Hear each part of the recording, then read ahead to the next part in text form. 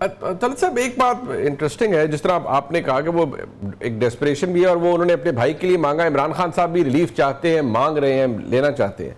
But एक चीज़, आपका तजर्बा मुझसे बहुत ज़्यादा है, आपने मुख्तलिफ नौइयत की एस्टेब्लिशमेंट्स को देखा है हमारे मुल्क में। इदारा तो ज़ाहिर बात है एक ही है, इदारे का तरीक़ाकार भी एक है, लेकिन ज़ाहिर बात है क़यादत बदलती रही है। आज जो मामला है उसमें एक न्यूनेस है, एक एलिमेंट, एक नयापन। वो ये है कि हमने माजी में देखा है कि चीज़ें तब्दील हो जाती हैं, फॉल आउट होता है किसी एक सियासी जमात के साथ, किसी एक सियासी लीडर के साथ, रस्ते बन जाते हैं 1-1.5 साल के बाद, और फिर शायद गलती का एहसास होता है, कुछ होता है, कोई रिप्रोचमा हो जाता है, कोई एडजस्टमेंट्स हो जाती। यहाँ नहीं हो रही, या यहाँ अब तक नहीं हुई। प्राइमरीली आपको उसकी क्या वजह नजर आती है कि इज दिस द जो रिजॉल्व है मिलिट्री लीडरशिप का, वो बहुत डिफरेंट है इस दफा, या उनकी तरीकाकार बहुत डिफरेंट है, या क्या है आपके नजदीक इस वक्त इस दफा डिफरेंट? में मौके मुनीब आए, तारीख जहां पर खुद को दोहरा सकती थी किसी और अंदाज से, लेकिन उन मौके को इमरान खान ने खुद से खो दिया। मौके इस्लामाबाद में एहतजाज से बिल्कुल पहले आए थे, आपको पता है इस चीज का। उन मौकों में से एक मौका था जब बात हो रही थी कि इमरान खान को जेल में से मुमकिन तौर पर निकाल कर कहीं हाउस अरेस्ट कर दिया जाए। ये तजवीज जो है इमरान खान के लोगों की तरफ से आई थी, लेकिन टेबल पर तजवीज मौजूद थी। आप देखें ना, वो कितना बड़ा मौका होगा, वो कितना वसी टेबल होगा जिस टेबल के ऊपर इस तजवीज की गुंजाइश मौजूद हो। होना था या नहीं होना था कोई अलहदा बात है। बिल्कुल, ये भी जिक्र हो रहा था कि आप अपनी आदात को तब्दील करें, आप शुतर बेमुहार हैं, आप फसाद फैलाना चाहते हैं। ये भी कहा गया उस मीटिंग के अंदर जिसका मैं जिक्र कर रहा हूँ, और इस तरह की 2 मीटिंग हुई थी। ये भी कहा गया कि जी आपको पता है कि जो फसाद आप फैलाना चाहते हैं, अगर दुश्मन के हाथ से चढ़ गया तो ये मुल्क किसी के कंट्रोल में नहीं रहेगा, फिर मसला हो जाएगा। उनको बताया जा रहा था कि आप ये ना करें।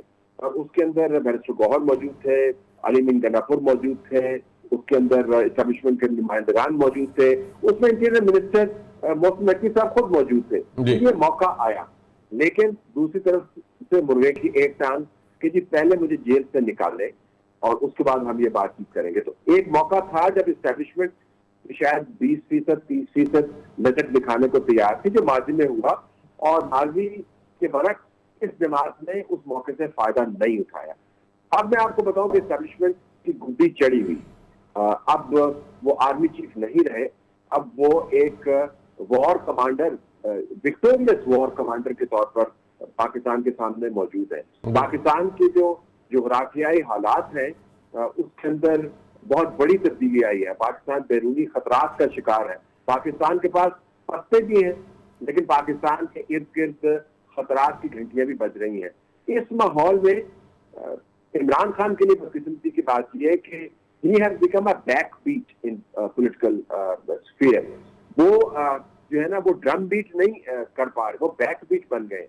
इस वक्त तो गुंजाइश उनके लिए नहीं है। लेकिन अगर आप मुझसे पूछे कि बुनियादी फर्क क्या है, उन्हें आपको भी पता है कि बुनियादी फर्क ये है कि जिस जमात ने डील लेनी होती है इस्टेब्लिशमेंट के साथ, वो जमात खुद अपनी जमानत कार बनती है। इमरान खान का मसला ये है कि इमरान खान के रवैयों की जमानत देने को कोई तैयार नहीं है। लिहाजा मामला यहाँ पर अटका हुआ है कि इमरान खान जब खुद अपनी बातों की जमानत नहीं देता तो एस्टेब्लिशमेंट के सामने मुद्दा कहाँ पे रखेंगे। तलत साहब, एक और बात जो बार बार कही जाती है, आज जो अभी ट्वीट भी है, उनका क्लिप तो जारी बात है वो मौजूद था ही, कुछ देर पहले इमरान खान साहब की हमशीरा ने, अलीमा खान साहिबा ने ट्वीट भी की है, और उन्होंने बार बार यही कहा है कि जी इमरान, हमसे लोग पूछते हैं कि इमरान खान कब रिलीज़ होगा। इमरान खान तब रिलीज़ होंगे जब अदालतें अपना काम करेंगी, अदालतें फैसला करेंगी, जजेस प्रेशर के अंदर हैं। इमरान खान सिर्फ रेस्टोरेशन ऑफ डेमोक्रेसी चाहते हैं और रूल ऑफ लॉ चाहते हैं। ये उनकी बड़ी लंबी चौड़ी ट्वीट थी, और वो बार बार यही कहती हैं कि वक्त आ गया है कि जब इमरान खान अब जब मैस मूवमेंट अनाउंस करेंगे तो फिर लोग निकले और फिर ये सब कुछ करें। अब 2 सवाल है मेरे आपके सामने इस तनाजुर में। एक तो ये कि ये जो बात बार बार की जाती है कि जी ये निज़ाम जिस तरह से चल रहा है, इसमें तो एग्जीक्यूटिव ने हावी कर दिया है खुद को अदालती निज़ाम पे, तो फैसले तो अब वो होंगे जो कि रियासत या रियासती इदारे चाहेंगे। एक तो जरा इस पर रिफ्लेक्ट कीजिएगा, ये बिल्कुल नया नॉर्म है, ये नया तरीका कार है जो अब अपनाया गया पाकिस्तान में। दूसरा सवाल मैस मूवमेंट के हवाले से, but I want you sir कि आप पहले इस पर रिफ्लेक्ट करें कि ये जो अदालती निज़ाम है, क्या ये वाकई इफेक्टिवली इस निज़ाम ने, इस हुकूमत ने, इस रियासत ने आज मफलूज कर दिया है? देखिए, जो फालिज है उसकी तशरीह मुख्तलिफ है।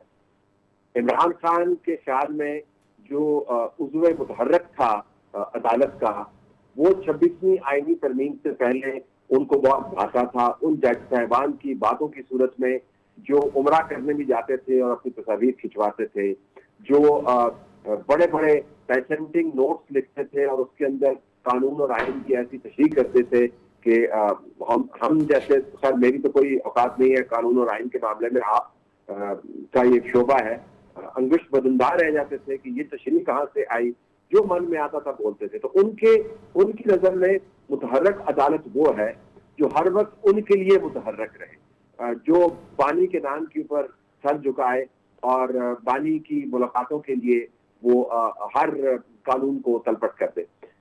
उनकी नजर में मफलूज अदालत वो है जहां पर जब बानी की गर्दान लगाई जाए, बानी बानी बानी, तो आगे से जो जज बैठा वो कहे कि बानी कौन होता है, आप नाम लें इसका।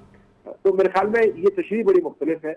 आज आपने अदालत में एक सीन देखा होगा, मैंने तो उसको नोट किया है कि जो फैसल सिद्दीकी साहब लॉयर हैं, जी। जो कभी कहने को तो पाकिस्तान तहरीक इंसाफ को रिप्रेजेंट करते हैं, लेकिन कभी सुन्नी तहरीक की तरफ चले जाते हैं, या सुन्नी तहरीक को रिप्रेजेंट करते हैं तो पीटीआई की तरफ चले जाते हैं।